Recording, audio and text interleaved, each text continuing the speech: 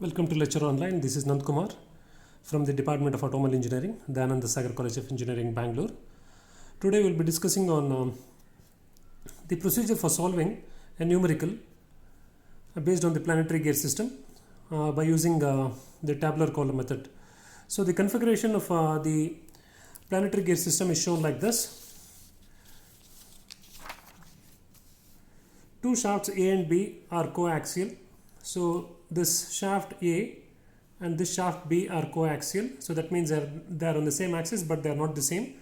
And gear C is 50 teeth rigidly mounted on the shaft A. So gear C. So this is the gear C. So it is written here gear C. So this is 50 teeth mounted on the shaft A. So there cannot be any relative motion. A compound gear DE.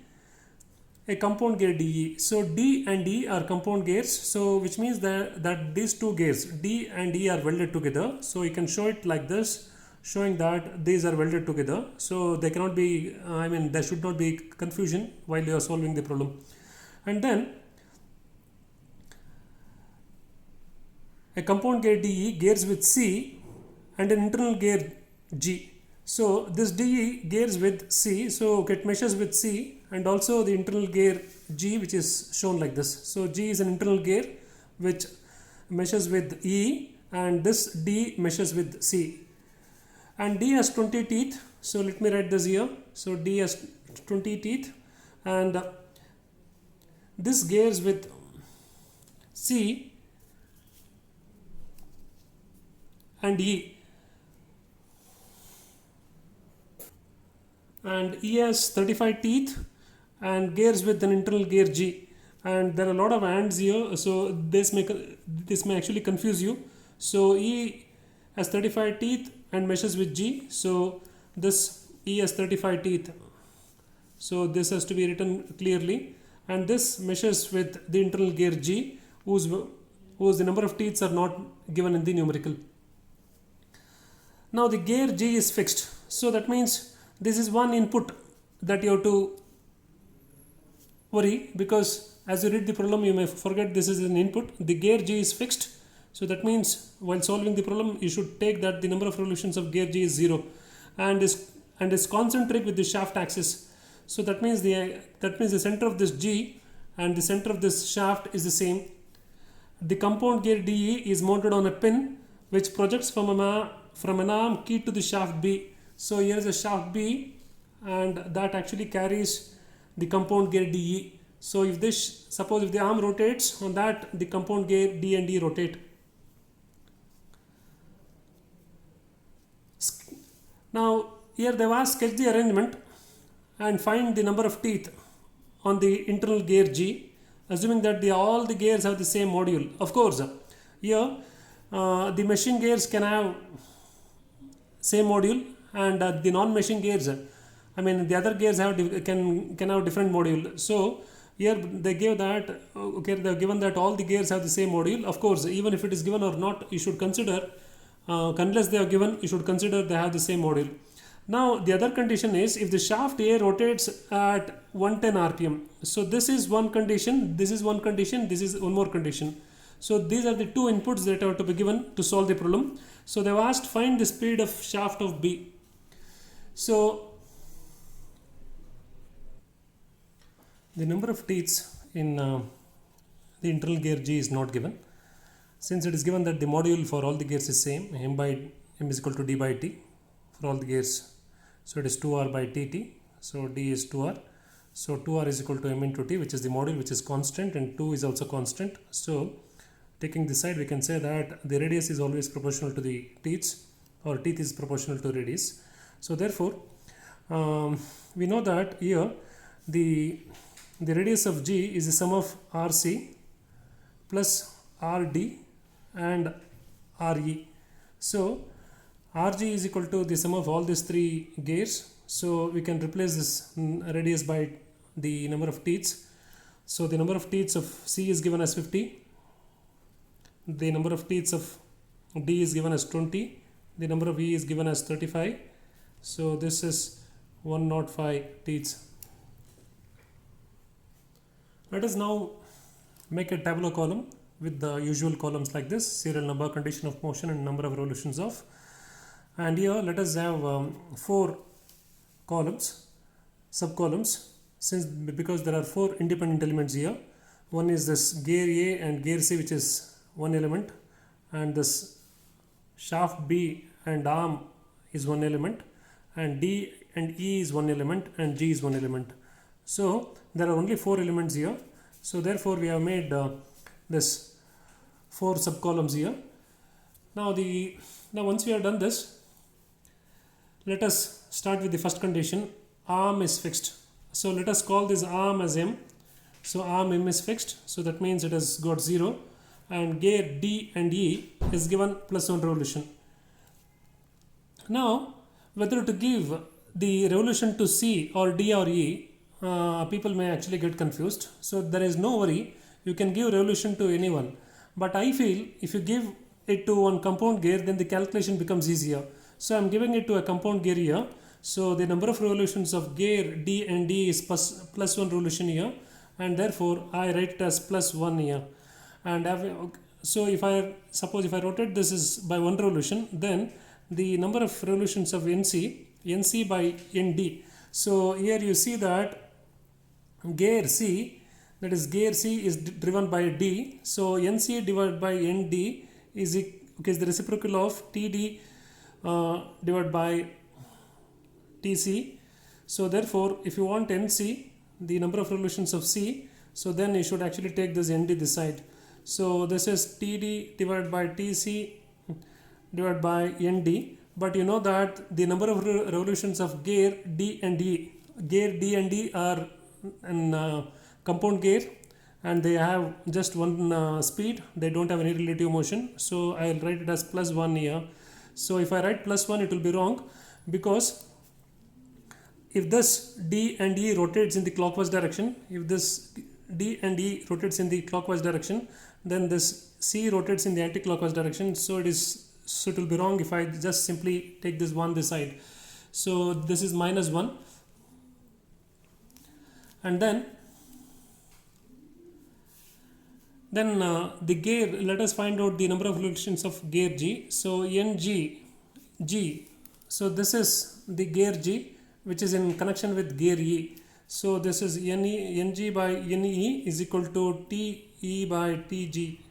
So if you want NG, so that is TE by TG into NE. So NE has to be taken this side, but you know that here both gear D and E have just got +1 revolution. So I have to just write it as 1 here. But let us see whether it is plus or minus here. So here we have taken it as minus. I think we have been very careful in taking this as minus sign here. And then, so here we see that the gear D and E, if this rotates in the clockwise direction this way, since G is an internal gear, the internal gear also rotates in the same direction. So this will be plus. So once you have taken care,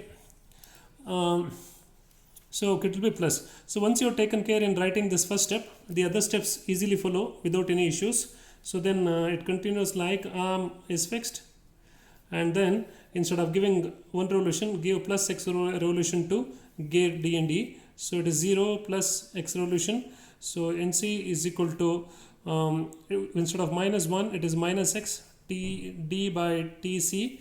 So this is NG. So NG is equal to +1. Instead of 1, it is x. So it is plus x into TE by TG.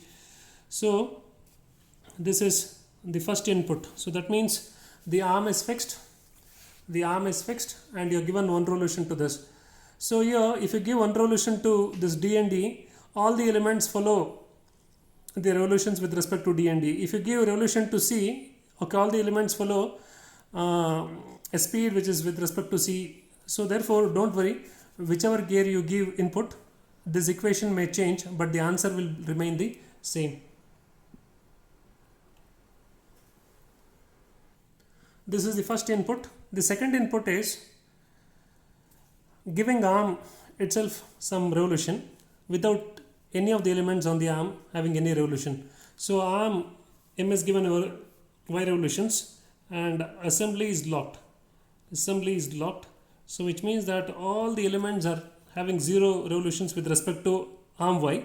So if y rotates, all the elements will rotate. So therefore adding y to all the elements which are fixed on the arm, and then the last the last row would be, which is the sum of both this inputs. So this is input 1, so this is input 1 and this is input 2. Input 1 and this is input 2. So here both the inputs, if they are given simultaneously, then I have to add this row 2 and 3 to get this row, the row number 4. So this is for combined motion when both arm and the gears are given motion. So this is combined motion. So I have to add this 2 and 3. So this is y, this is plus y plus x, this is y minus x into Td by Tc. So this is y plus x into T by Tg. So this is the final equation, which gives the number of revolutions of M, D and E and C and G. Now in the problem it is given that the gear G is fixed and the shaft A rotates at 110 rpm. Then for this condition we have to find the speed of the shaft B. The shaft B. So here the shaft A, what is shaft A? Shaft A refers to this A. So A is nothing but the speed of C. B is nothing but the revolution of the arm. So you have to find out the revolution of the arm, which is not known to us. So this has to be found out. The revolutions of the arm has to be found out, and the revolution of this has to be found out. And what they have said, what they have given in the problem is that G is fixed. So that means this Ng is 0. This Ng is 0, and then the shaft A, which is actually the revolutions of C. So this is fixed. Here it is given that if the shaft A which is C, which is fixed. So this is this rotates at 110 rpm. So Nc is plus 110. So with these two conditions, let us now substitute the values of T, E and Tg. Now as per the equation, it gives that it is given that Ng is equal to 0, okay, as per the condition given in the problem. So Ng is y plus x into Te by Tg. So we know that the number of teeth in E is nothing but 35. The number of teeth in G is 105. And similarly, the second condition given in the problem is the speed of Nc is 110. So Nc is given by this equation. So y minus x into Td by Tc, the number of teeth in D is given as 20. The number of teeth in C is given as 50. So substituting these values, so and then this is equal to 110, this is equal to 0. So we have these two equations, and we should solve for these two equations to get the value of x. Once we get the value of x, then we can find the values of the other elements. Let us substitute the equations here. Y plus x into 35 by 105 is equal to 0. So which comes to be 35 by 105 is 0.33. So this is the case, and it is the first equation. Let me name this as 1. And the second equation is like 20 by 50, which can be written as 40 by 100, which means it is 0.4. So this equation is given here, and the second equation is written like this: y minus 0.4 x is equal to 110. So let us call this equation as 2, and then let us deduct the second equation from the equation 1.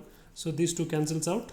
So what is left is this, minus into minus, it becomes plus. So what you have on the left hand side is 0.4, and this is 0 0 here, so it becomes this is actually 0.733 x is equal to 0 minus 110 is minus 110.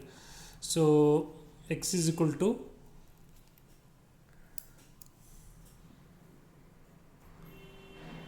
so 110 by 0.733 is equal to 150. So this is minus 150. So x is equal to minus 150. So once you have got the value of x, so we need to find out the speed of they've asked here, they've asked in the problem that find the speed of shaft B, which is actually the arm M. So we should find the value of y. So here we know from the previous equation that y plus 0.336 is equal to so much. So let us substitute this value. So x is equal to minus 150. So let us substitute this here. Y plus 0.333 of x, that is minus 150, is equal to 0. So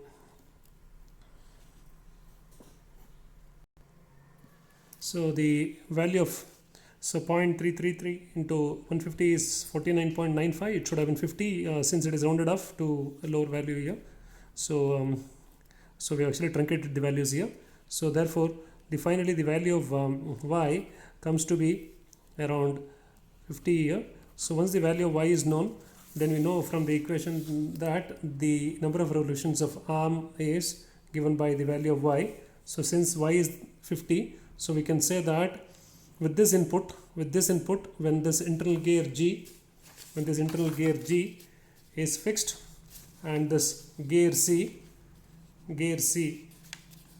which is actually this arm A, is given 110 revolution. When these two inputs are given, then the arm will rotate by 50 rpm clockwise, 50 revolutions clockwise. So this is the answer. So the answer has to be clearly written at the end of the problem.